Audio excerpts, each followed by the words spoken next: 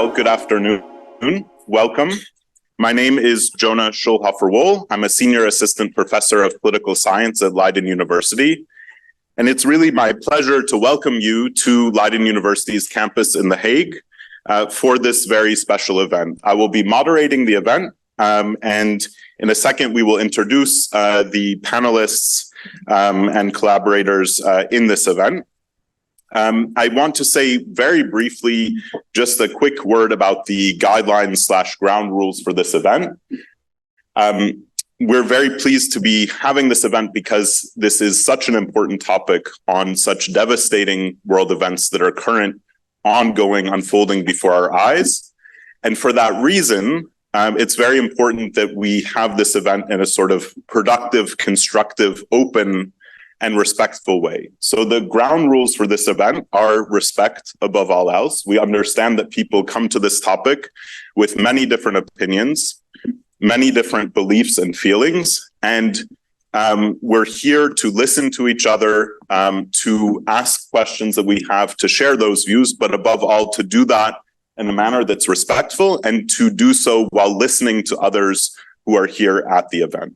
If for any reason there's a disturbance and somebody is not following these guidelines, then we will kindly ask you to leave. So that's enough for disclaimers and all other sorts of housekeeping. I will now turn it over to Jeff for continuing with the introductions.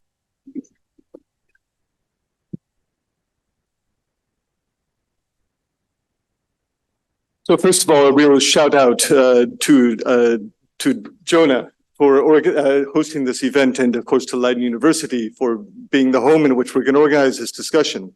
So again, for me also a warm welcome. I'm Jeff Handmaker. I work at the International Institute of Social Studies here in The Hague. The Hague campus, therefore, of Erasmus University, just like here at the Hague campus of Leiden University. And we're really happy to collaborate with Leiden University for this event today.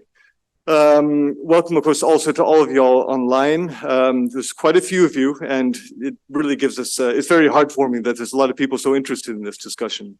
So this is the second in our four-part seminar webinar series, today co-hosted by the Hague-based campuses of Leiden and Erasmus University, together with other colleagues from the Legal Mobilization Platform, in conversation with academic and societal partners.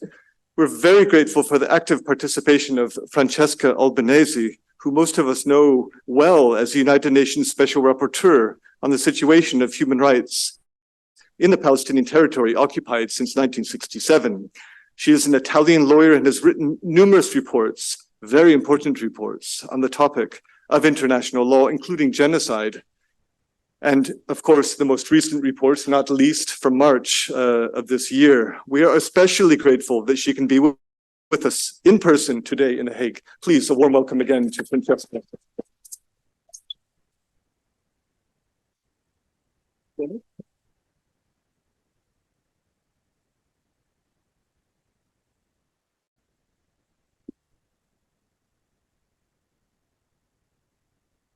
So, this event, this also online webinar, is part of a series, and I want to provide just a little bit of background to this. In particular, I think I wouldn't be able myself to come up with as apt and fitting words to describe what's happening in Gaza, as has been done by Francesca Albanese in her report, Anatomy of a Genocide. So I'm going to read to you the opening summary paragraph from that report to set the stage regarding the events. After 5 months of military operations, Israel has destroyed Gaza. Over 30,000 Palestinians have been killed, including more than 13,000 children. Over 12,000 are presumed dead and 71,000 injured, many with life-changing mutilations. 70% of residential areas have been destroyed. 80% of the whole population has been forcibly displaced. Thousands of families have lost loved ones or have been wiped out. Many could not bury their relatives, forced instead to leave their bodies decomposing in homes, in the street, or under the rubble. Thousands have been detained and systematically subjected to inhuman and degrading treatment. The incalculable collective trauma will be experienced for generations to come. So In this event, we're going to discuss what is happening in Gaza, how to understand this with respect to the question of genocide. We will discuss other questions in an upcoming different webinar on July 1st on the ICJ's role. And in the meantime, it's important to note the Chief Prosecutor of the International Criminal Court has requested the issuing of arrest warrants against 3 members of Hamas, Sinwar, al-Masri, and Haniyeh, as well as Israeli President Netanyahu and Defense Minister Gallant.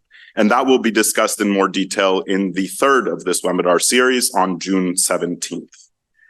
The webinars aim to elevate current discussions around the application of international law and its social and political dimensions to the long-standing impasse between Israel and the Palestinians, making clear that the violence that has erupted since October 2023 has an important context, as well as profound implications for the international legal order. To better understand these issues, we'll interact today with experts who can help us understand the situation in the occupied Palestinian territories, as well as its root causes. And so that brings us to today. The title for today, Is This Genocide? We will discuss the crime of genocide and how the international legal framework, including the 1948 International Convention on the Prevention and Punishment of the Crime of Genocide, applies to the offensive launched by Israel against the Palestinian people in Gaza after the 7th of October 2023, and what can be done to hold states and individual perpetrators accountable and to protect civilians. In addition to Francesca Albanese, we're privileged to welcome Dr. Dina Zbeide and Dr. Raz Segal. And so I'll give you a few words of introduction about those experts also. Dr. Dina Zbeide is Palestinian and an anthropologist and human rights scholar. She's a social sciences lecturer and senior researcher at the Leiden University of Applied Sciences, specializing in access to justice, gender, and Middle East studies. Her doctorate from the University of Amsterdam addressed questions of marriage and displacement among Palestinian and Syrian refugees in Jordan. Dr. Raz Segal is an Israeli historian and associate professor of Holocaust and Genocide Studies and endowed professor in the study of modern genocide at Stockton University in the United States. He was one of many hundreds of scholars of international law and/or genocide studies who warned of a potential genocide in Gaza already on the 15th of October 2023. And he has spoken widely on this topic in the media and at events around the world. Thank you to all of our experts for joining us today. After we've heard from them, we'll then move on to a Q&A discussion with the audience. So our goal is to keep this first part fairly short, roughly a half hour, to leave a lot of time for your questions. Please join me again in welcoming all of our experts.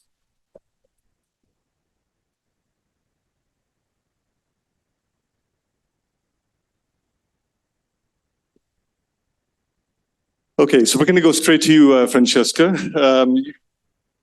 No, we'll just stay here on the podium. So for those online, we hope that things are working okay. There are always technical challenges doing a hybrid event. We thought we were done with it during COVID, and here we are still working with it again. So is this genocide?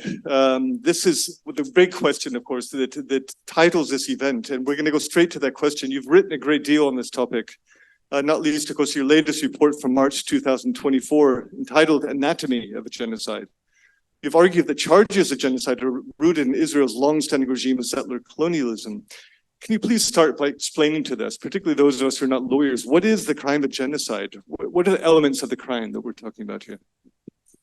Thank you very much, and good afternoon, everyone. Thank you. I mean, it's always nice to meet with younger people, also because of everything you are doing to stop this atrocity. And I take the question, but the point is, I will explain you what is genocide. But if what's happening in Gaza is not genocide, then what is genocide? Because what we are seeing is exactly and precisely the realization of what the person who coined the term genocide, Raphael Lemkin, who's the mastermind behind what then became the Genocide Convention. In fact, Raphael Lemkin had a broader idea of the crime of genocide than that was captured by the crime as it stands. And I will get back to it. But again, by reading Raphael Lemkin's today, I realized that what's happening in Gaza today has been written on the wall for such a long time, and we have simply not been able to see coming. Many of us, certainly not Raz Siegel, who's someone. I mean, is one of the few enlightened people who saw it coming in the brutality that we see today. And here we are facing the consequences of our limited understanding of what genocide is. Genocide is like the Greek root of the word reveals, destruction of a people like a collective, a national, ethnic, religious, a racial group, in whole or in part. And this is what can be found in Article 2 of the Genocide Convention, which says genocide is constituted by a set of acts, so the material component of this crime, which are acts of killing members of the group, inflicting severe bodily or mental harm to members of the group, creating conditions of life that would calculated to bring about the destruction of members of the group, the group in whole or in part. And these are the three acts on which I focused my analysis. But there are also other acts like prevention of birth or transferring of children from the protected groups to others. Now, you see, these two last acts are critical to understand the relevance of genocide, because people intend to think that genocide is mass extermination. No, extermination is another crime. And you can have genocide without killing even one person, because in fact, as Australians would know, you can have genocide, but transferring children from the Aboriginal group to outside the group. So, and again, there is a deep element of killing also the political and national identity related or cultural element that is not captured by the crime of genocide as it stands in the Genocide Convention. But this is what Raphael Lemkin had in mind, because Raphael Lemkin saw that settler colonialism, practices of settler colonialism, which were still ongoing when the Genocide Convention was written, settler colonialism, which is in essence is the taking of the land of another people, of indigenous people, which has sprouted from Europe across the rest of the globe for 500 years. And so taking the land, taking the resources of the indigenous people, and then of course there is resistance that comes from the indigenous people, and repression and pushback. So our history is populated by genocidal experiences. Genocide is not an exception. And this is why I was saying we should have known better and anticipated what is happening.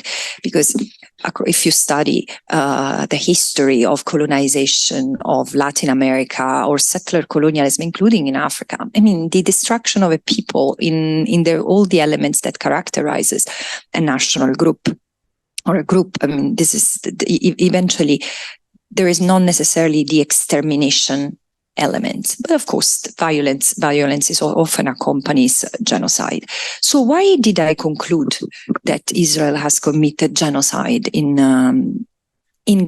Gaza? But again, as the Lemkin Institute itself warns us, is that, has warned a couple of weeks ago, the risk is also expanding to the West Bank. In my view, it has already expanded to the West Bank. And why so? Because, sorry, let's go back to genocide. I forgot the most important part, which is the mental element. So it's not the act per se, which might constitute crime already, the killing, the inflicting mental or physical harm, or creating conditions of life that would bring to the destruction of a group. It's the mental element that characterizes genocide. It's the intent.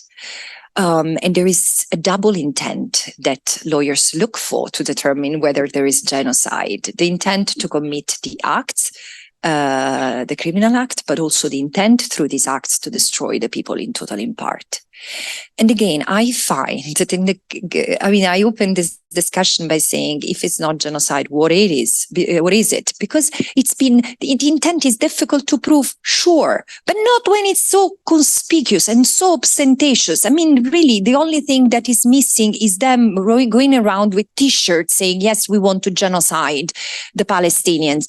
Because but in a way, it's been said so many times over and over. And it's not just in the statements that I quoted in the report, which are not even a fraction of what has been said, which is collected in database that Palestinian civil society, Israeli individuals, there is an organization called Israelis Against Apartheid, which is maintaining a database of statements and offenses that have been committed after the 7th of October, because the language, now the Palestinians know. I mean, the Israelis have never been light-handed in managing the longest occupation of modern history, 56 years, where the occupation has been basically the vehicle to complete the settler colonial enterprise, taking the land without the people. But the thing is that on top of the statements,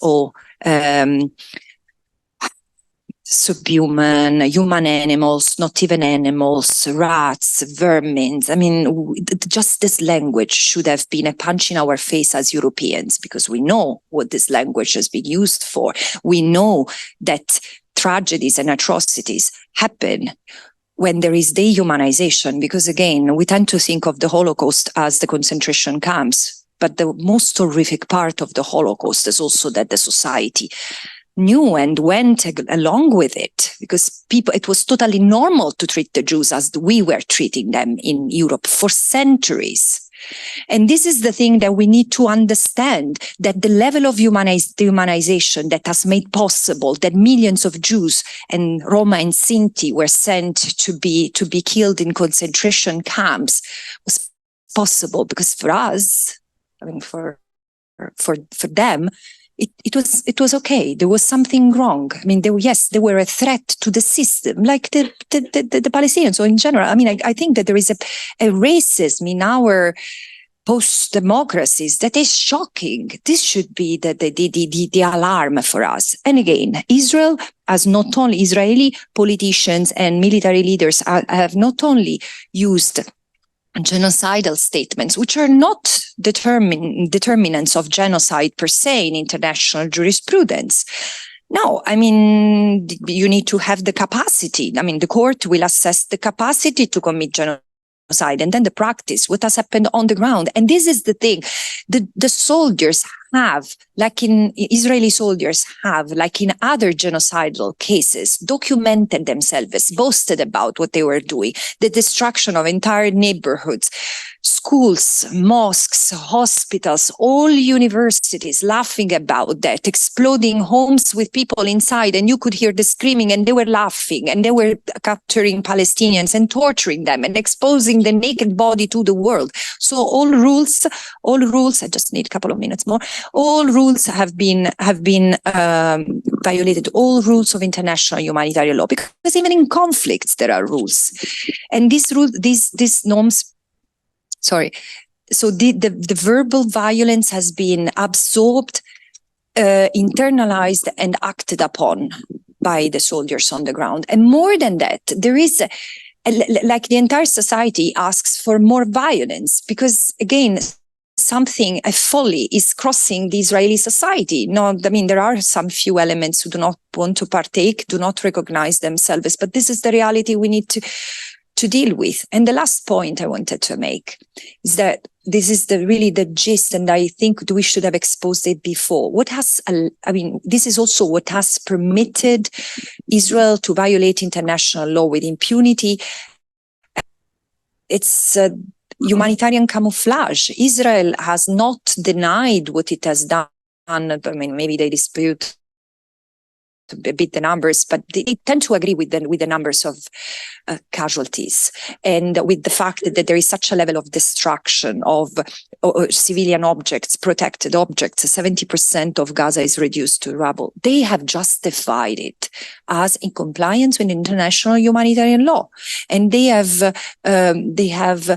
characterized this military operation as it's to eradicate, to de-radicalize Gaza, to eradicate Hamas. Now, like it or not, Hamas, I'm surely not a sympathizer, but this is not a military objective. And still, with this with the uncertainty that it means, Israel has targeted everyone who was on Hamas payrolls, including doctors, scientists, engineers, professors. Hamas was the ruling party in Gaza. And it has justified this genocidal violence with words, evacuation orders, we have taken precautions, we have sent people to safe zones. Yes, the 42% of the people who were killed in the first three months were killed in safe zones. And again, everything and everyone has been targeted as they are human shields. Hamas uses them, confusing urban terrain or guerrilla type combat with using human shields. And again, these have been excuses that have been used to camouflage and to hide the genocidal intent. But if this passes, we will have adopted or condoned the practice from now on to transform conflict into genocidal enterprises.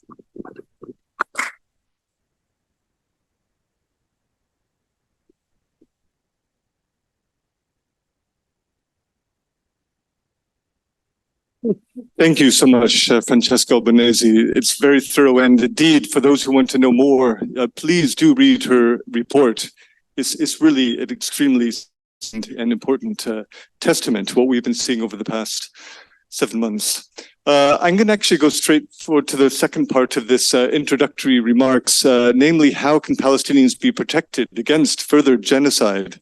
Of course, we've seen a total irresponsiveness, lack of response from the European Union, the United States. Indeed, many are saying that they're facilitating this genocide. At my university campus, our students are now occupying literally our campus, saying that our university is also complicit in this genocide. And we're not the only university in this country or anywhere else in the world for that matter.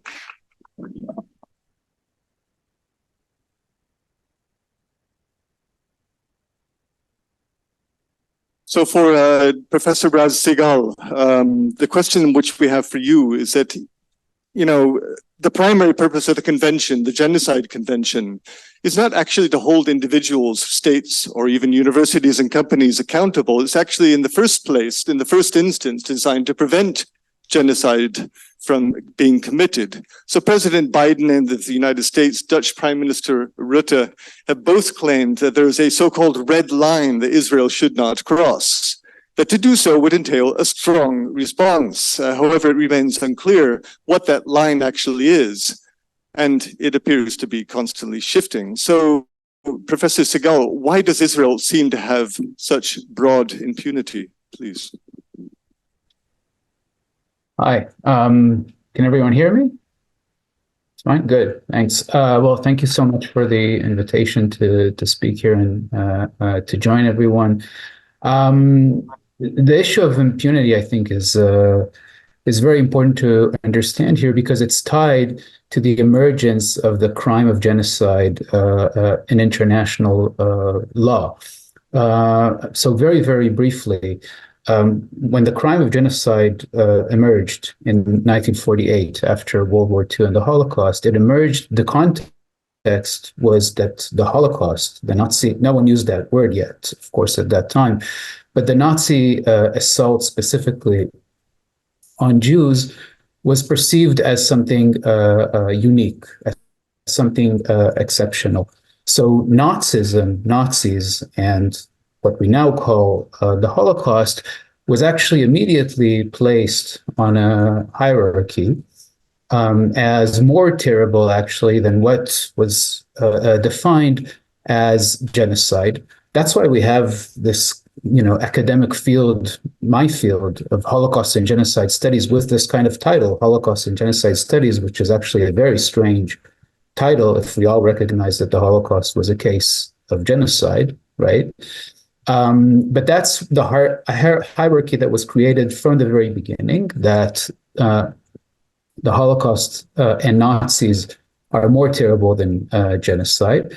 This, in 1948, which was also the establishment of the State of Israel through the 1948 war and the Nakba, This meant that Israel, the state where many survivors tried to build their lives, was placed on a related hierarchy as actually a unique, exceptional state, as more moral, actually, the land of the Holocaust survivors than any other state.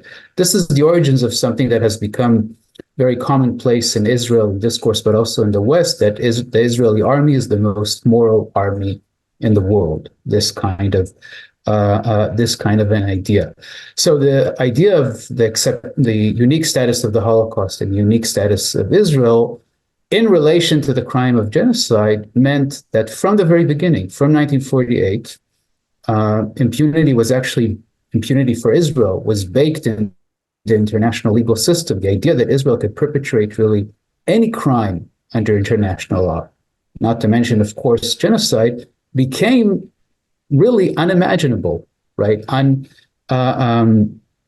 Unspeakable in that sense. And that's also the reason that from the very beginning, this also necessitated the denial of the Nakba, right? So Nakba denial became structural in the international legal system, right? In relation to the emergence of the crime of genocide from the very beginning, from 1948. And that's the reason that Israel, for decades and decades, could actually commit crimes, clear crimes under international law. I mean, we have almost 1 million Jewish settlers in the occupied West Bank and East Jerusalem.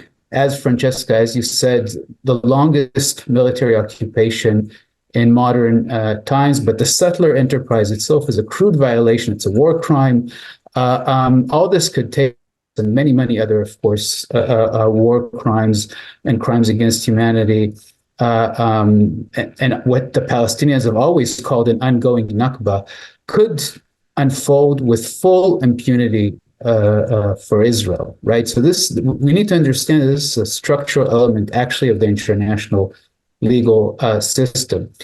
This is now, I think, changing in significant ways because we have this kind of very clear case, as you said, Francesca. Now, this, if this is not genocide, then what is genocide? Or what I called in my Jewish Currents article back in October, a textbook case of genocide, because the intent is expressed in such clear and unashamed and direct way over time. Until now, we continue to see people with what's called an international law command authority, right? So state leaders, senior army officers, war cabinet ministers expressing clear, direct, and unashamed intent to destroy. That's then also reflected by the soldiers and officers on the ground continuously that also express genocidal language. We also have a whole atmosphere in Israel and Israeli politics and media and society of outright genocidal discourse.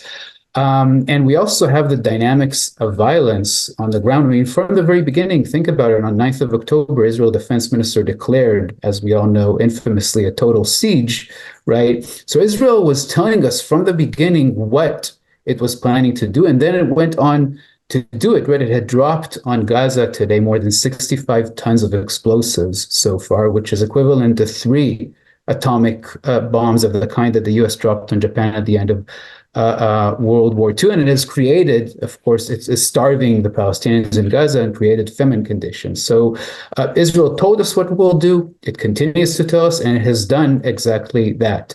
Genocide. This is the reason that now, because Israel is committing genocide in such a clear way, and because there is a growing consensus that this is a case of genocide, because we have the charge of genocide against Israel in the International Court of Justice, then now we are also entering this era beyond Israeli impunity, I hope.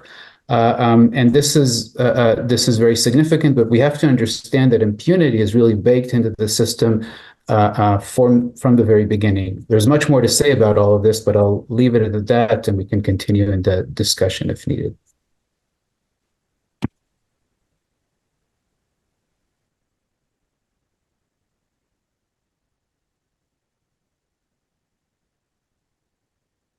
Thank you very much, Professor Segal. So now we're going to turn to Dr. Zubeidi. Dina, in January of this year, 2024, you published a really compelling article when genocide is reduced to war of emotions. And he reflected on the vigorous academic debates and the tendency to really obliterate the discussion around the politics of what was going on, the reality of what was going on, because one didn't want to disrupt others' emotions. In addition to emotions, but also including that, what is, in your view, making it so difficult for politicians and university administrators perhaps also to condemn Israel's actions and to call for a permanent ceasefire? Do you feel that there's a reluctance to regard Palestinians as a distinct group, which indeed, as Francesca has explained, is one of the essential elements within the crime of genocide? Yes. Well, I think the problem is that they're not seen as a group who deserve rights. And I think I can answer this question in a very layered, so I'll try to make a coherent story. But I think, I mean, we've already heard how, so the establishment of the State of Israel started as a settler colonial project, where if you wanted it to succeed, it's all about replacing one native population with another, and the main resource is land. And again, it happened in time when colonial enterprises and colonialism was a Western normal, right? To see non-Europeans as less, as barbaric, as savage, as in need of civilization. So I think we can only understand what is happening today if we look at this broader historical context and see how inequality, global inequality, racism, and the colonial mentality still works on today, maybe in different ways, in different forms as 100 or 150 years ago, but it's definitely still present, and it works by oppressing and suppressing different kinds of people, and seeing them as less human or as less deserving of what we would call universal human rights. So I think, again, I can't put myself in the minds of politicians or administrators, and I think individually there might be different reasons, but I think we can definitely argue or conclude that Israel is often regarded as an extension of Western civilization in the eyes of the West or of the global North. Israel presents itself, especially when they speak in English, when they speak to the so-called international community. If you listen to the words that they say, they see themselves as a civilized nation, facing all those barbaric, dark brown people around them. They present themselves, even, you know, I think it was like they are the children of the light facing darkness or death. So if you listen to those words, those aren't new ways of talking about people. These kinds of words and concepts have been used for centuries by colonial and settler colonial officials and policies. So that's on one hand. So I think it's definitely connected to global inequality and racism and this colonial mentality. On the other hand, so why I wrote this article was also for me to see, when I started to see how clearly how it's not only human lives, so it's human lives that aren't seen as equal, but even how human lives can be worth less than emotions of other people, right? So the emotions of one, protecting the emotions of one, is more important than talking about the actual death of the other. So it's not only that the life of one is worth more, but no, the emotions and and without even also trying to explain the harm is just very abstract. Yeah, we have to protect those emotions of those people without being explicit, just like some gray whatever, while we see actual death of thousands and thousands of people. But yes, we should not mention too much about, you know, how this can constitute genocide, because we can harm the emotions. And this is what I've noticed mainly at universities and in those discussions. And then I think one of the tactics is to try and use the legal terms. So to talk about genocide in the legal term, 1, 2, 3, 4, can we show that these things are happening, is one way to deal with it. But I also think we should also argue for doing away with this kind of narrative, and that we should be able to talk about the Palestinians without having to worry about all kinds of other things, because the Palestinians deserve to be talked about in and of themselves. So yeah, let me keep it by this.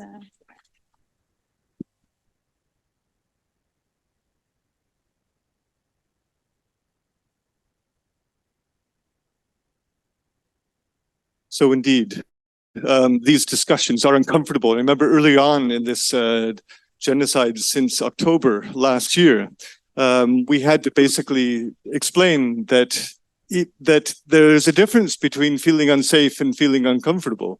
But of course, we can all just assume that feeling uncomfortable is a very normal response, and positive response to an unfolding genocide. So we are going to go to the Q&A, and I think we can manage this. You can pose your questions online to those of you who are online, and those who are in the room. We're going to ask you to move to the center aisle simply because we don't have the gymnastics capability to reach you. So please just come to the center aisle if you'd like to ask a question, and then you will make yourself known. Yes? I'm just going to say a word about the format of it. Yeah, so we'd like anybody who has a question in the room to please gather on one aisle or the other, either on the right or on the left. We're going to have colleagues who are staff helping organize this with a microphone there, so please line up in the aisle. And then I will be moderating the Q&A, so I will call on one person when we're ready to have you ask the question. We're also going to be working in questions from the online group as well. I do want to remind you again of our ground rules, that we are here to have a respectful and open conversation about this topic. I do also want to let the audience know that the webinar is being recorded, so keep that in mind as you're asking your questions, if that's a concern for you. And also ask our audience in the room to please refrain from making your own recordings or pictures of this Q&A session. So without further ado, we will start with the Q&A.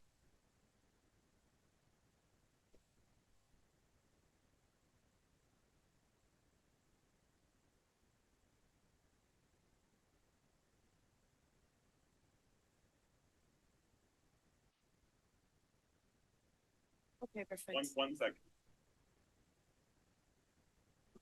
Yeah. So we'll start out with a question on the my right side of the room, the left side of the room. Please go ahead. Hello, everyone. I just want to say thank you to all the participants and the panelists. My question is more directed towards what's been happening in the last week. Many people, including me, have been feeling that international law has failed Palestinians and Palestine, especially after the arrest warrants that came out of the ICC, the ICJ verdict that basically commanded Israel to stop its massacre in Rafah, and then actually conducting a massacre on Sunday and another one following up on Monday. How could you answer the question, how do we trust international law after this? And I know this is a very broad question and perhaps complex, but yeah, thank you. Thank you. I think let's start with the first question, then we'll, because it's quite a broad question, maybe we want responses from all three panelists, and then we'll collect some more questions from the room. Okay. Shall we start? Well, yes, it's a broad question, but it makes a lot of sense. And in fact, it's something that I ask myself, how do will people continue to trust international law as this set of rules that the international community has established to ensure a number of things, including peace and security, including basic respects of human rights, including that even when there are wars, which are clearly not a protective environment, casualties and the most harmful consequences of conflicts are contained. And this is why there are rules, including in war times. And everything in this conflict in particular, which is, again, even calling it conflict is a misnomer. But there is not one single rule of international humanitarian law that has not been violated. So the point is, though, it's not international law that is ineffective. It's the system to enforce international law that is not working.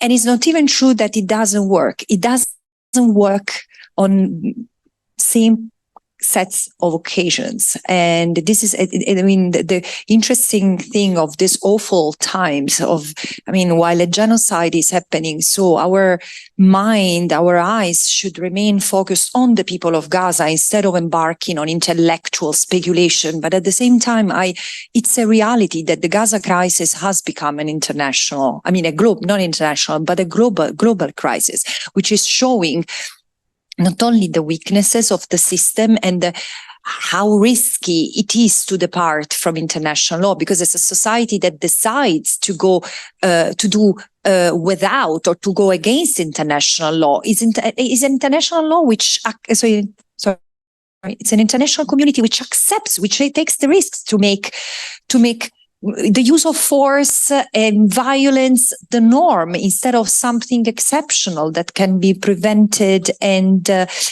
addressed. But at the same time, it's also showing the vulnerability, the weaknesses of the system here in the West, which has been protected for 75 years from that system, the multilateral system that was created in the aftermath of the Second World War.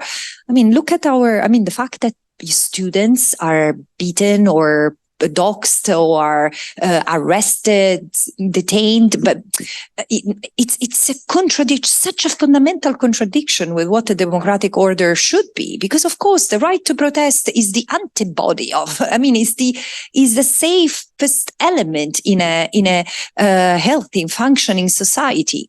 This is how we allow people to correct the mistakes of the system when the politicians also fail.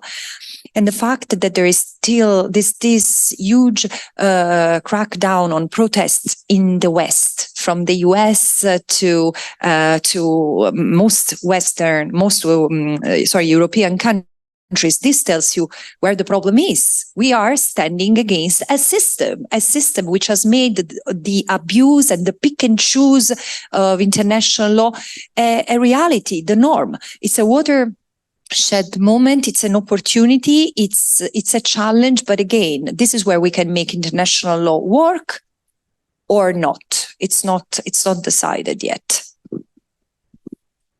I'll keep it short, but I think all international law has a long history if we talk about trade and maritime law. But if you talk about international human rights law, I think we have to remember that the conventions came after a genocide in Europe. It didn't come about because of slavery or because of colonial violence. So I think we should always acknowledge that international law and human rights, they developed in a specific time. They developed when a certain group of people, mainly in Europe, became the victims of such atrocities. So I do think that there is always also a Western and colonial bias in international law. And I don't think international law is the perfect tool, but I do think it's one of the few tools that we have available, especially if you want to bring war criminals to justice. And to have some type of closure for victims' families. But I don't have faith in international law in the short term. I think longer term, yes, we need to go to court. We need to bring people to account and states to account. But I think if anyone thought that after the last court, the ICJ court, when they said that Israel has to withdraw from Rafah, did anyone ever believe that they would actually do it? I don't think so. But so again, for longer term, I think we shouldn't disregard international law. We should always be aware that there are biases in there. It isn't perfect, but it is a tool that we should use. But I think short term, I don't have faith in it. I have faith in actual pressure, political pressure, sanctions. Israel, the government, the military, they have to know, they have to feel that there's something that they can lose if they continue. And unfortunately, they don't have anything to lose because they can just go on without any accountability. So if there's short term, there is no price for them to pay, they will not stop. So I don't think that in the short term, the solution is international law, unfortunately. Dr. Siegel, did you want to also join in? Yeah, I think there's again, very briefly, I think we need to think about the origins of international law, as you said, not just in relation to a post-Holocaust phenomena, but also to us white supremacist and settler colonial phenomena, in the sense that international law was meant to regulate wars between civilized nations, quote unquote, not colonial wars against indigenous people who rose up against colonial rule. And that's the reason, by the way, that we have such clear intent in the Israeli case of genocide, because Israelis are, in their mind, they are fighting a colonial war against savages, against barbarians, against Nazis, this weaponization of the Holocaust. So we have to understand the origins of international law also in this sense, and therefore to see that it hasn't really failed, right? It has actually done exactly what it was designed to do in this sense. And that's why impunity, by the way, is so important. That's why it's this understanding this impunity and impunity to Israel specifically, the structural systemic issue, is so important. But I do think now that, international law, like anything, changes, right? And there is a potential in this moment, right? And it's horrific that this change is happening in relation, of course, to the almost complete destruction of Gaza. But there is change happening now because we see the international legal system, the International Court of Justice, even the International Criminal Court, do things that the system was never meant to do, right? Violate basically the principle of impunity to Israel and on what's considered the crime of crime, genocide. But even when we take the request for arrest warrants by the chief prosecutor of the ICC, Khan, I urge everyone to think about the fact that towards the end of his press release about the arrest warrants, he spent about 1.5 minutes or even 2 on the issue of impunity, right? And he stressed the issue of impunity. And the reason for that is that even a person like Khan was actually instrumental in maintaining the issue of impunity and impunity for Israel and their international legal system, understands that if the international legal system doesn't change now, it's under attack itself, right? And it could actually fall apart completely. And there are enough people, and most people, I think, in the international legal system who don't want the system to fall apart, right? And so there is actually potential for change. We should also think that there's the fact that Gaza has become an international, a global issue has to do with the fact that, of course, there are dozens of millions of people around the world that were discarded by the international legal system. I mean, we live in a world with more than 100 million forcibly displaced people and refugees discarded by the nation state system, right? So there's great significance and a lot of importance now to push for this change of the international legal system. It's not the only way to struggle against genocide, against Israeli genocide, but it is, as was mentioned here, one of the tools, and therefore pushing for this change, pushing for the end of Israeli impunity, insisting on the concept of genocide, that what Israel is doing is now indeed genocide, is so very important. Thank you all. So I'm going to next turn to more questions from the room. Bearing in mind that we have a little bit over half an hour left, I'm going to sort of test the patience of our questioners a little bit, in the sense that I'd like you all to really confine yourself to one question. So even if you have 2 questions that you'd like to ask, I'd really request that you pick one of them. And I'm going to collect 3 questions together. I hope this will be okay for our panelists, but that way we can address common themes among them. And I'll ask the panelists also to try to see if they can comment on some of the essentials of it, and then we'll continue to collect more questions from the room. After we do these next 3 from the room, we'll turn to a round from online and then back to the room. So please go ahead. Okay. You have spoken of the increasing rhetoric about the difference in rhetorics about the suffering of Palestinians and suffering of other peoples, which has led to conventions on genocide and so forth.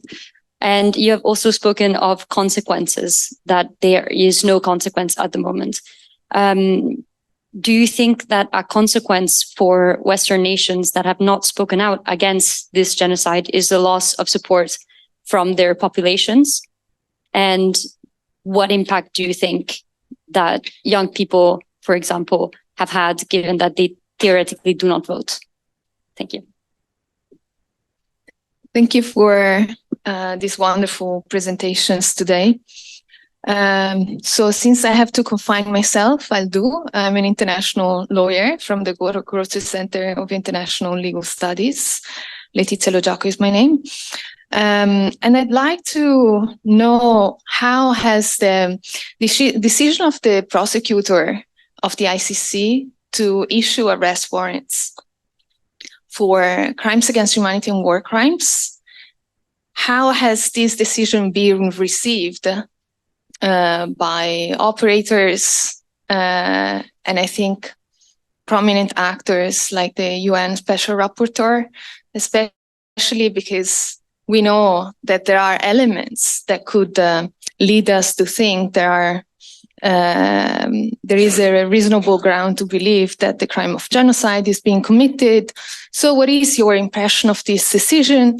How do you see it fit with the current proceedings in front of the ICJ? Thanks. Hi, thank you all for the remarks today. My question kind of has to do with UNRWA, the UN agency, and kind of how has Israel attacks on UNRWA, like both through statements and then actual attacks in Gaza and in the West Bank, how does that fit into the entire narrative of fighting international law? Thank you. Also, I'll turn it back to our panelists. Who would like to start us off?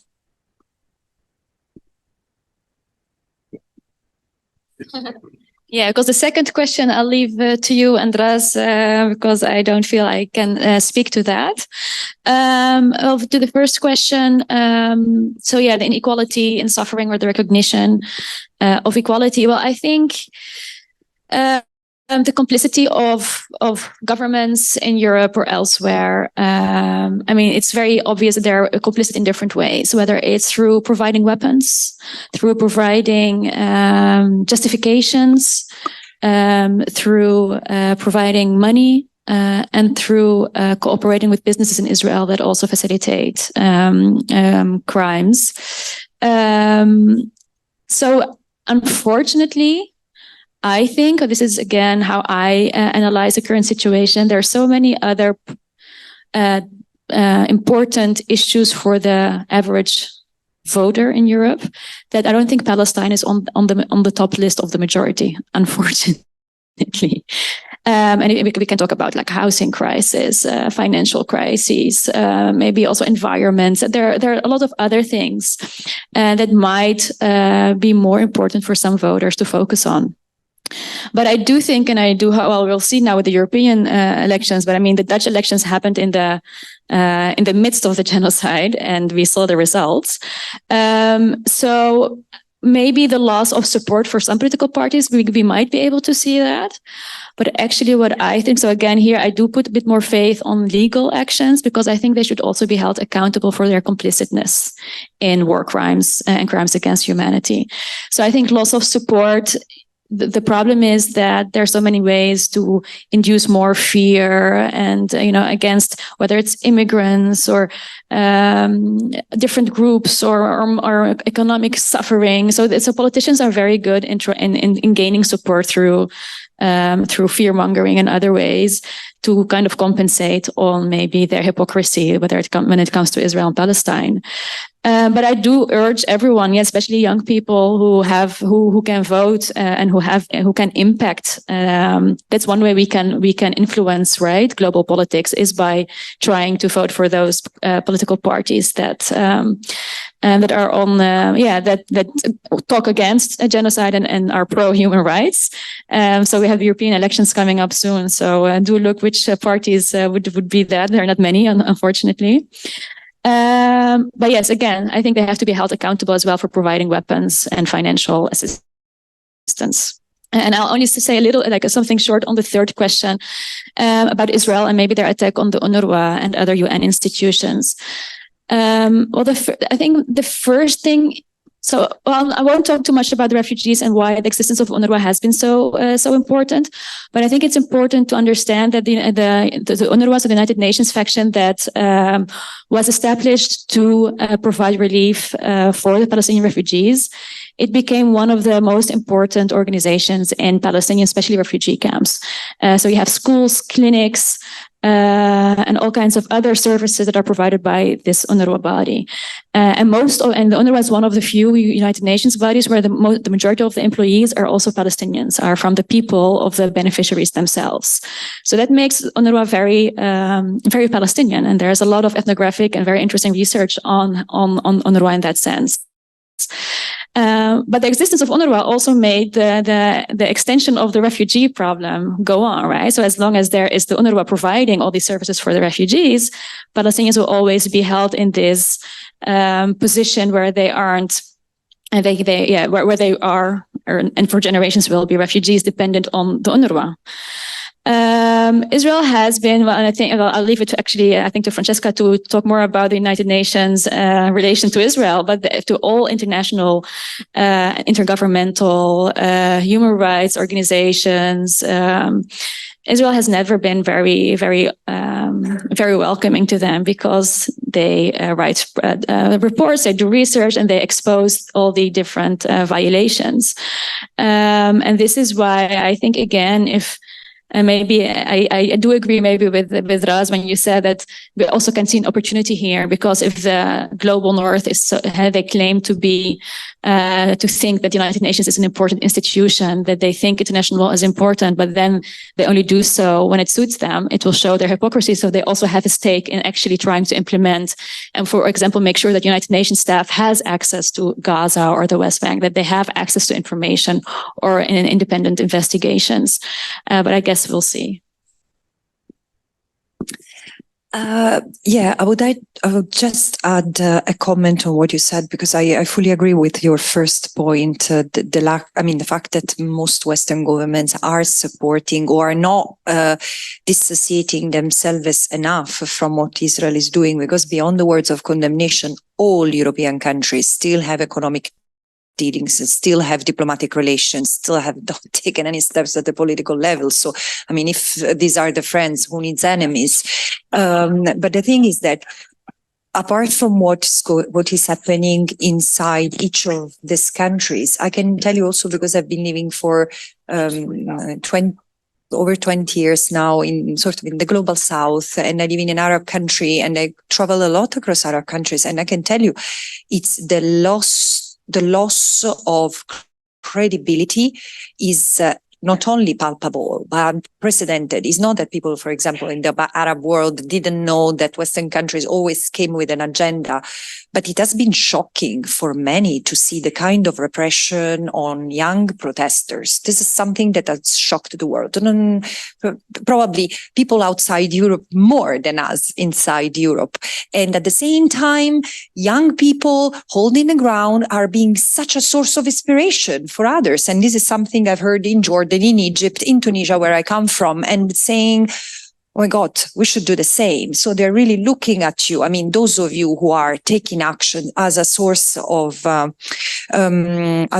inspiration. And again, in a way, it's good that there is a detachment, a cutting of the umbilical cord between the former colonies and the center of the empire. But going to the second question, which is the one I want to address the most, how has the application for arrest warrants by the ICC prosecutor been received? How I've, as a special rapporteur and discussing with other special rapporteurs, we have generally been positive, with all the caveats that the system is very imperfect. Because again, we didn't need to wait until the 7th of October to see a stopping in this OTP office of the prosecutor looking its heels on the question. The court has jurisdiction since 2014 on the case. So why only now? And at the same time, now we know the political pressure, the huge political pressure that the ICC has been under. And I admire even more the former prosecutor for taking into account how much she has faced, since still she's the one who has made the case take off. And besides the obvious criticism, the language that the prosecutor has used, it reflects clearly greater sympathy for one group rather than the other. I know this is all in pretty obvious, but at the same time, if we look at the crimes that are that are listed for charges, the most surprising part is the crimes that have been raised for Israel, for two Israeli political leaders. It's surprising that there are not the three members of the war cabinets, only two. But at the same time, starvation as a weapon of war. This is quite unprecedented. And then if you read the language, imposing suffering, which is also a crime and an act of genocide, willful killing, different from extermination, which is also there, attack on civilian population. This is something that I would have not expected, and especially the crime of persecution. So again, it's not an achievement per se, but it's a huge step forward that also has sent shockwaves across the globe, but not only in Israel. But again, it's surely the beginning of a new phase. Now, how long it will take, I don't know. But this is why there are mixed feelings. But I'm generally positive on the charges that have been written. Fraz wants to say something on the question. I just want to, very much agree with what you just said now, Francesca. That I think that. I would actually say almost that the request for arrest warrants by the ICC is almost revolutionary, perhaps, because again, Khan is doing something here that is a complete accident of the system. It was never supposed to happen. He never, wanted something like this to happen. And in that sense, we have to read it. Yes, there's many shortcomings, absolutely. And also in this universe of the request for arrest warrants, we have to say it only applies for crimes after 7th of October. So it actually kind of reaffirms the blurring, the distortion of ongoing Nakba, Israeli settler colonialism from the very beginning, right? Even though that is also obviously part of the charge against Israel in the ICC. So there are many shortcomings, but this is very, very important because it signals that the system is indeed, contrary to its will, changing. And I just want to say one more thing in terms of younger people, and I'll say this from a perspective of the U.S. here, where I live and teach. Many young people in the U.S. And many people in general are very puzzled by the continued support of the Biden administration of Israel, even though Israel has crossed all the red lines that the Biden administration has put for Israel, right? Also recently, the red line not to invade Rafah. And then, of course, the U.S. gives Israel $1 billion in arms sales after the crossing of that red line. Of course, the issue, it really shows that Israel is an issue of identity for this U.S. administration, for the U.S., of course, because as we heard here, Israel is a settler colonial extension of the West. And if we really come to terms with Israel and now with Israeli genocide, we also have to come to terms with settler colonialism in the U.S. And there is great resistance to doing this, but young people today, and we saw this, and we're seeing this persist and continue through the encampments across U.S. campuses, are pushing. So it's a different kind of realm of pushing to change the system. There's the international legal realm, and then there's this kind of very significant and important social movement. But it does show us that there is great potential for change, and change is happening and will happen. Of course, we need to keep in front of our eyes, as you said, Francesca, that Gaza is destroyed. There's also great danger for Palestinians in the West Bank, and actually for Palestinian citizens of Israel, for Israeli Palestinians, who in some way are actually the most vulnerable now. And we can talk more about this. But there is significant change is happening, and it will continue to happen. And young people are very, very instrumental in this. Thank you all. Just a very quick announcement. Dr. Zubeide unfortunately has an urgent appointment, so she'll be leaving us at some point when she needs to run for her train. So I don't want you to be surprised. We'll now turn to our online viewers for a few questions from them and then back to the room. If you're in the room, please feel free to have a seat where you are. I know who's next in the line, so you can also come back up there if you'd like on my right-hand side so that you're not standing for this. And I'll turn it over to Jeff now for the online. Okay, there have been a number of questions. I'm going to basically stick to those that are, of course, relevant to the topic today. The first, which overlaps with what was asked earlier, how to involve U.S. young people to assist, or I would say also young people anywhere, to assist governments to stop blindly supporting Israel. Do you believe that support from countries such as the US, I would say also the EU, to Israel will change in the next months as we're getting closer to elections? Why is the word genocide used so many times? So far, no judge or court has concluded that one of the parties has committed genocide. Maybe one of you would like to answer that. I'm sure it is. Should all countries providing weapons to Israel also be condemned for committing genocide? So the role of companies that have produced weapons. And then other than the ICC procedure, is there any possibility to set up a special tribunal within the UN system? Just a few very simple questions for you all to address now. The last one. The last one, is there any other system, is there any other tribunal, special tribunal, which could be created to try and hold Israel or anyone else accountable? You want to start? Yeah. Yeah, there is an obsession when it comes to Palestine to always have judges saying things, to determine whether an occupation that has been there for 57 years, when we know that an occupation, it doesn't need to have an expiry date, but after the military necessity is over, there is no longer a reason to have an occupation. And still an occupation that has been used as a vehicle to advance the establishment of colonies after colonies and turning the entire population, occupied population, which should be protected, into a permanent security threat, presumed guilty until and if proven innocent. Again, even for that, to declare that this occupation, this monstrosity is unlawful, there is the need to have a judge. Same thing with the case of genocide. Against any lawyer has the capacity to put him or herself at work, analyze the conduct, patterns of conduct, the scale of the recent assault, and determine whether the acts that constitute genocide have been committed or not. And the fact that now there are also criminal proceedings and the case at the ICJ is telling. I would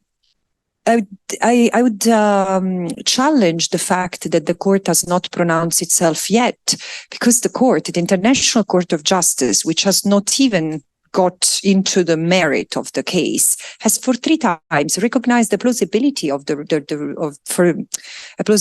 risk that the rights protected by the Genocide Convention are being violated, and so there is a plausibility for that genocide is being committed. What's more, I mean, as order provisional measures to stop whatever Israel is doing under the Genocide Convention.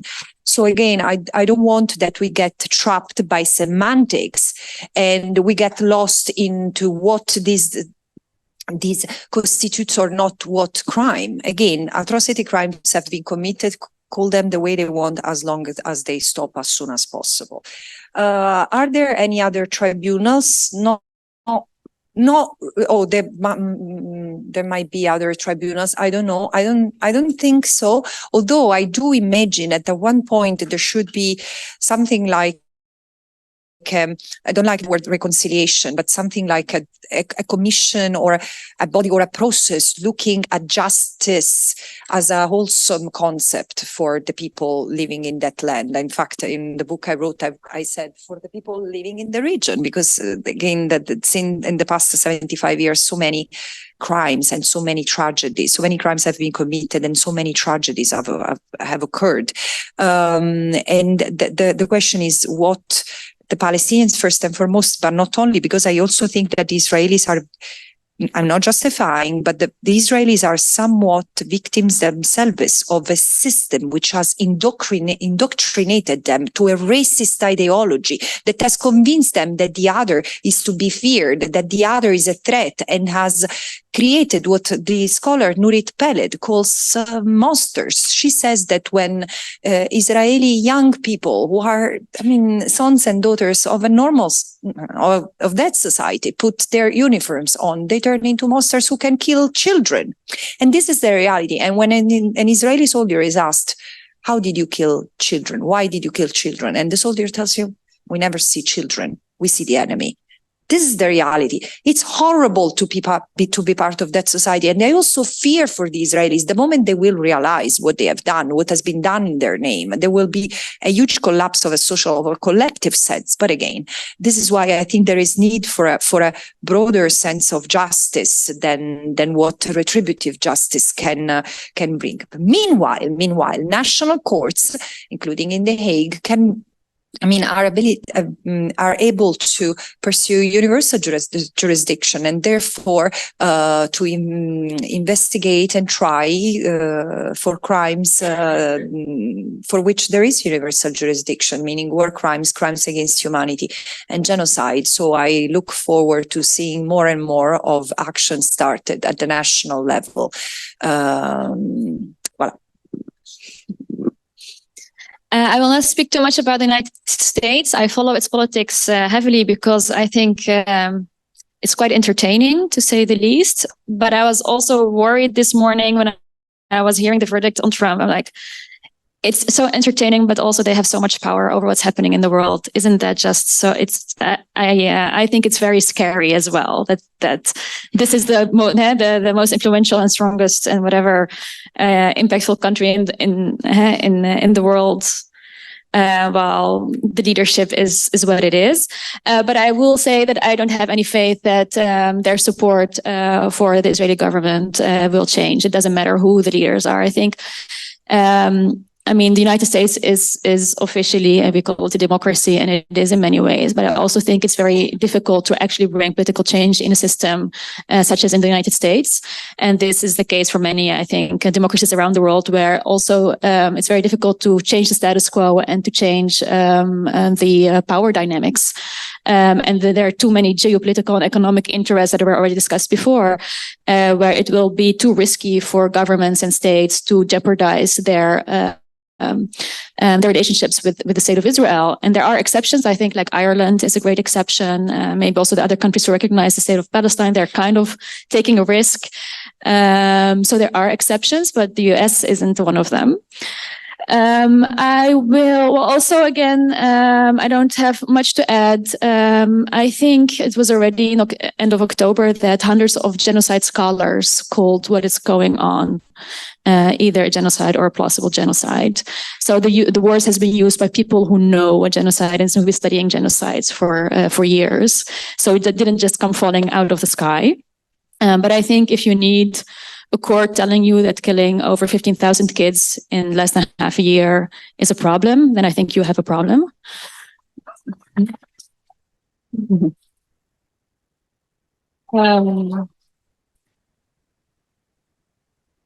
And then maybe to the question about should all countries who provide weapons be held accountable? I think yes, and especially I think also in our legal system. So in the Netherlands, if we take it as a case, the state was brought to court because it was providing F-35 parts to the Israeli military. And I think the legal argument is that if you provide weapons or pieces of weapons or pieces that can be used in committing crimes against humanity or war crimes, then you should stop providing those pieces and those weapons. So there is definitely a legal case to be made there. And I do think that also other countries should be held accountable Because again, I mean, we talked about the settlers in the West Bank. All countries said, yes, the settlers are illegal, but no country is actually doing something.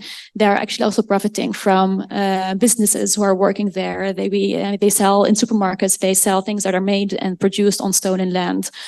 So I think, yes, our countries are complicit and they need to be held accountable. And whether they condemn or not, we want to see actions. We don't want to hear words. And then maybe just for the last question before I fly out to the train, about tribunals. And I do agree very much with what has been said already. I think eventually it's the Israelis and Palestinians who have to make this work together. I don't think it's the US or the international community or anyone who has to decide what political system should be in place in historic Palestine. And we have seen other civil war cases around the world that special tribunals can bring some kinds of closure and a way to look forward. And you can only do that when you address the atrocities, when you address the rights violations. But those special tribunals can only take place when the people for whom the tribunals are being held are equal. And so as long as Israel exists as a settler colonial state where it exists for the one population on the expense of the other, or as long as it thrives on occupation, on expropriation of lands, and all kinds of laws that disenfranchise and oppress Palestinians, there will never be an equal citizenry that can together go to a special tribunal and discuss what has happened. I don't think it's fair of any one of us to expect a child in Gaza who survives this to just forgive and forget and move on with their lives. They deserve accountability. They deserve answers. And they deserve to see those who destroyed and killed their families and their neighborhoods to be brought to justice. And I think there are different ways that this can be done in a healthy way where we can actually look forward and realize that we have to live together. We have to build this land together and we depend on each other. I don't think we can imagine a world where Palestinians can exist without Israelis or Israelis without Palestinians. And I think, and I hope that we and the people on the ground, I think they realize it. The problem is that the majority of Israelis, they believe that they can only exist with the extermination of the other. So again, as soon as that mentality isn't there anymore and we can see each other as equal human beings deserving of the same rights, only then we can go on and move to special tribunals to address these things. Thank you. Thank you.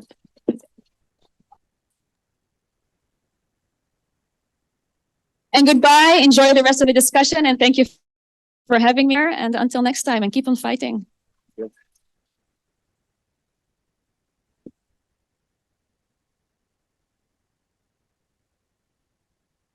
So with that sort of final thank you to Dr. Zubeidi, safe travels. We will now continue with our questions in the room. I'm very cognizant of the fact that we are running up against... Can I just comment on... Yes. Oh, I'm sorry, Raz. Please go ahead. Sorry about that. Just a brief comment about the issue of genocide and why it's important to insist on it, besides the overwhelming evidence and the fact that many scholars of genocide have actually talked about the crime of genocide or the grave risk of genocide in Israel's attack on Gaza since October. I mean, as a scholar of the Holocaust myself, I think that one of the aims of the Genocide Convention is not only punishment but prevention. And what we're seeing in Israel's attack on Gaza now, but when we place it in the ongoing Nakba and the ongoing settler colonial Israeli attack on Palestinians since 1948 is, as I said, a grave risk of further even intensification, escalation of the very intense Israeli violence against Palestinians in the West Bank and East Jerusalem, but also Israeli Palestinians, so the Palestinian citizens of Israel, where 21% of the Israeli citizens are actually in grave risk in this situation, especially if we consider the levels of incitement to genocide in Israeli politics, society, and media, how people speak openly actually about, for example, about the killing of children, Palestinian children in Gaza today, on the streets and neighborhoods and families. Of course, in the media, we still hear this quite a lot. And because the situation is very uncertain and very fluid, the Palestinian citizens of Israel, who are actually, many Israelis see them as, the enemy within, right? They're particularly vulnerable. And if we think about genocide prevention, right, and prevention is one of the elements of the crime of genocide in international law that we don't have with other crimes, right? So it's not only because it fits, as it does, Israel's attack on Gaza, is because we are in a very urgent moment and we need to think ahead, because genocide prevention has failed in Gaza, right? This is the very, very sad fact, right? But we still have a lot of work to do to make sure that we might be able to prevent actually the further escalation of Israeli violence in the West Bank, East Jerusalem, and within Israel, if the situation as it is now continues to deteriorate. So it's incredibly important to insist on the concept of genocide, on the crime of genocide today. Thank you, Raz. So we will proceed now with questions from this side of the room. We're running up against the time limit, so please keep your questions brief. We'll also ask for a brief response for our panelists. Unfortunately, I'm going to have to just take the questions from this side of the room, but I want to say, because I know that many others of you have questions, I hope this is the beginning of conversations about this, that you continue to talk to each other about it, to continue to ask more questions, because obviously we don't want to stop the inquiries here just because we have a time limit. So with that said, please, this side of the room. Okay, my question has to do with the legal definition of genocide as from the Rome Statute. And it seems to me that there are two contradictions. One is, of course, the issue of intent, whereas maybe the Knesset and the IDF on a national context don't hide their intentions to ethnically cleanse Gaza. On an international platform, they will always deny that they have these intentions. And intentions are, as a matter of fact, difficult to prove. And for example, international lawyers who drafted the definition of ecocide avoided the whole intention issue precisely for this reason. And the other contradiction has to do with the fact that obviously you can only prove genocide after it already occurred, or partially occurred, as it is already partially occurred or entirely. 70% of Gaza is entirely destroyed. So how can international law be reformed in such a way that it avoids these two contradictions, if it is possible at all? Thank you. And the next question.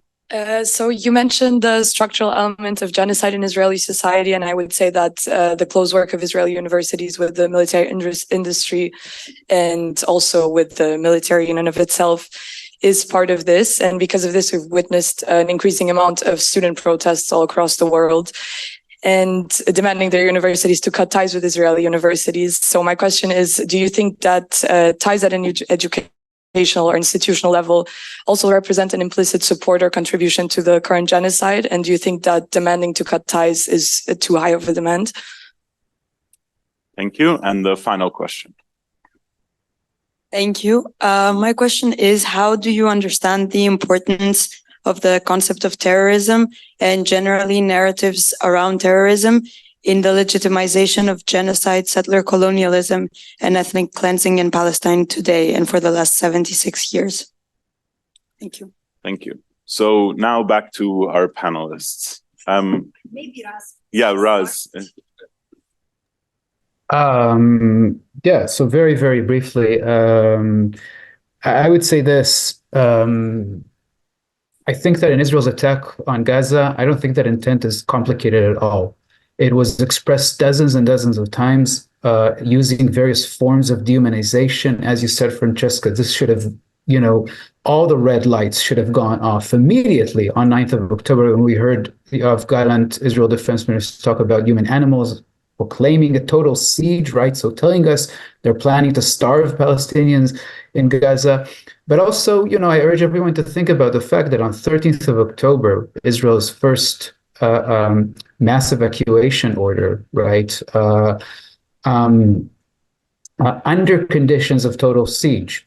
And this is after Gaza has been under siege for 16 years beforehand. So the longest siege in modern history, actually, right?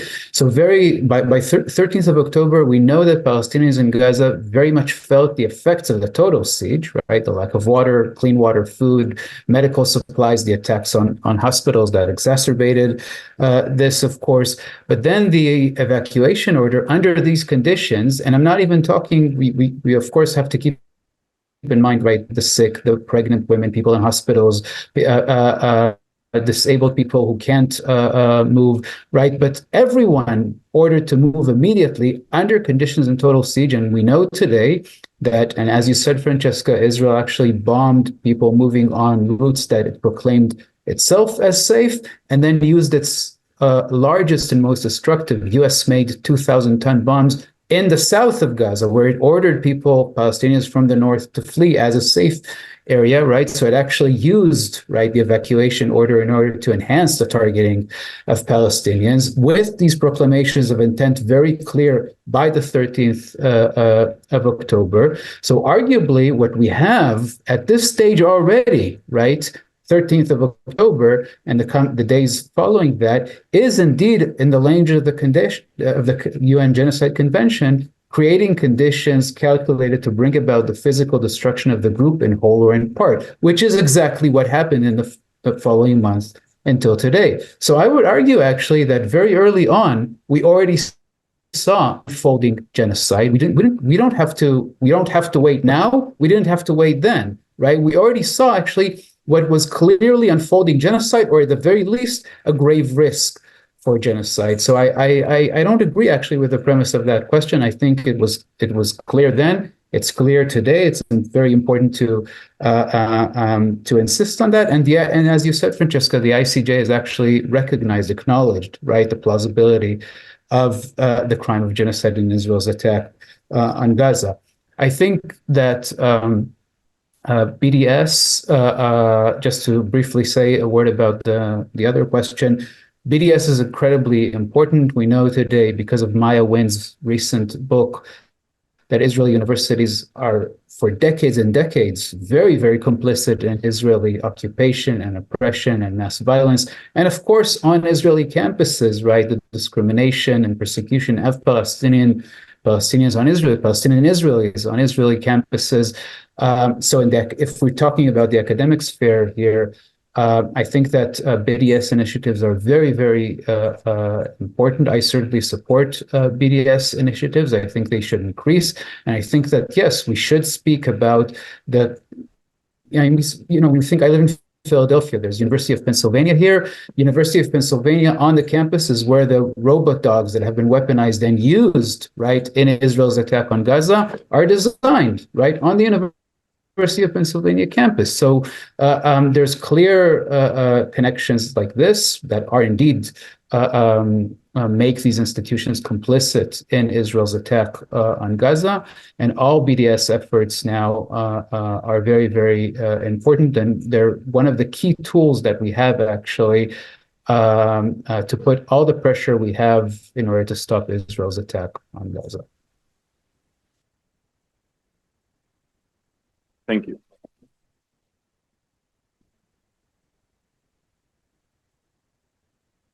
I was hoping, Raz, you would take the question on terrorism. Okay, I'll get there. No, so just on the intent, I would also like to advance a reflection, and this is something I'm working on right now. Again, I've said it, and we are saying the same thing again. The intent is conspicuous. The intent is, and it's something that has been said even before the 7th of October, because again, the ethnic cleansing is not genocide per se, but it might include genocide in the sense that genocide can also be committed instrumentally to commit ethnic cleansing. Because I'm sure that if the Palestinians who are under Israeli military jurisdiction volunteer to leave and to leave the West Bank, to leave Gaza, probably people will not be killed anymore. Because again, what Israel aims to realize is greater Israel, with the land taking as much as the land or all the land that remains of historical Palestine without the Palestinians, or with the minimum number of Palestinians possible. So in a way, there were the elements already there, but we are going to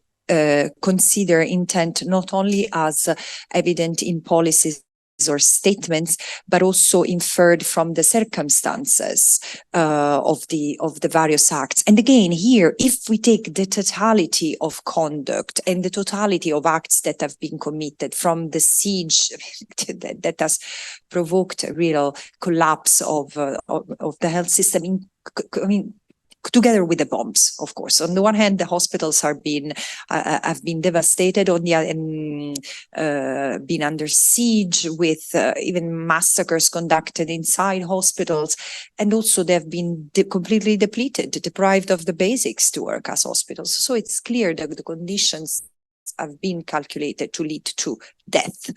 And this is something that the government and the military have clear knowledge of. But one important thing is that the way intent has been understood and has been developed in international jurisprudence, which means primarily in the ICC, the ICJ, or in two international tribunals, Rwanda and Bosnia-Herzegovina, doesn't capture one critical element, which is the settler colonial context. I mean, this is why I think that Palestine is a very specific and unusual case, where you have a genocide that could have been prevented, and still it has not. So the context and the history of that place, which is not something that lawyers would, and probably judges would, look at, this is something that cannot be missed. And again, if we look at other jurisprudence from other places of the world where there is a greater understanding of what colonialism has been, as Latin America, there are traces of this sensitivity to capture the context of genocide. Again, this is something I'm anticipating, but I intend to study more in the context of the new report I will write. I fully agree with Ras regarding cutting ties. I've been adamant on the fact that sanctions must be imposed. Arms embargo now. I mean, what are they waiting for? Again, we have failed to prevent genocide, but even all these tricks that governments are finding, okay, no, I'm not sending weapons directly, but I'm subcontracting someone else. I mean, what kind of monsters are you? Again, 35,000 people have been killed. How many more children do you need to see slaughtered before you stop transferring your weapons or goggles or whatever you are sending to a country which is committing genocide? Or call it the way you want, but it is committing crimes. And this includes the universities. Sorry, it's now time to look at the overall system without always cutting corners, because even again, now member states in the European Union are all excited about, well, we are sanctioning settlers. I mean, it's not your business. These are citizens of a state, and the state is fully part of this criminal enterprise, which are the colonies. So you should cut ties with Israel because it maintains the colonies, full stop. But again, there is this sense of eternal impunity that needs to be guaranteed to Israel, which is also a sign of the weakness, the ultimate weakness of the international legal system as normative framework that doesn't work, and mechanism. Sorry, I've been a bit loud. And then terrorism. Now, this is in the early days of this post 7th of October assault on Gaza. I've said, well, you see, this is the way. This is not the colonization era where anything, I mean, what the Palestinians do, criminal as it might be, is analyzed in the context of a population which is trying to break in the chains of their oppression. And I'm not justifying what Hamas or other Palestinians have done on the 7th of October. It's brutal. It's brutal. And let's investigate what brought people to commit the crimes they committed, what instilled, what caused that hatred, because clearly there was hatred against civilians. No question about that. But again, instead, and I thought the reaction is going to be post 9/11. Indeed, everyone has been called a terrorist, equated to terrorist, and terrorist is a term that is associated to a sort of license to kill, because you don't even have to discriminate between combatants and non-combatants, between civilians and combatants, between combatants who have surrendered. Combatants who do not pose, I mean, in order to kill, you need to have military necessity, including to kill a combatant. While here, everyone, including mean, civilians who had nothing to do with Hamas have fallen into this broad categorization, this macro characterization of people as Hamas affiliates and then terrorists. So in a way, this is not new, because if we look again at colonial history, I mean, I might sound completely weird to you because I keep on talking of colonialism, but this is what it is essential to bring back, because of course I see people nodding, and I suspect that all of you who know what colonialism is in a deep sense, it's not even because you have studied, but because you are members of, I mean, you are coming from the global south, because this is something you don't need to teach. We don't need to teach in our universities what colonialism is. They still have the scars of the system. The ignorant on this issue, it's us, people in the global south, because in the global north, because colonial amnesia is something that has been engineered in order to also sedate the system here and avoid the revolt against this regime that still is maintained across the West and across the globe through the West. And so we need to understand that colonialism has been a threat to the safety and security of everyone who's been subjected to it. And terrorism is one of the key tools, of the key buzzwords that have been used to suppress the... You have been listening to the second webinar on Untold Stories about Occupied Palestine that has been hosted by the International Institute of Social Studies of Erasmus University Rotterdam. This particular hybrid webinar was co-hosted with colleagues at the Hague campus of Leiden University. We are very grateful for our three panelists, Francesca Albanese, Raz Segal, and Dina Zubeidi. We are also grateful for the support of Jonah Schulhofer-Wohl of Leiden University, as well as a broader organizational team, namely Sarah Troyan, Marta Haringa, Sarah Engeroge, Jane Pocock, Izzy Del Prioria, and Rawan Barakat. Please don't forget to register for the last two webinars in the series, which will take place on 17 June and 1 July. Details are on our website, www.iss.nl.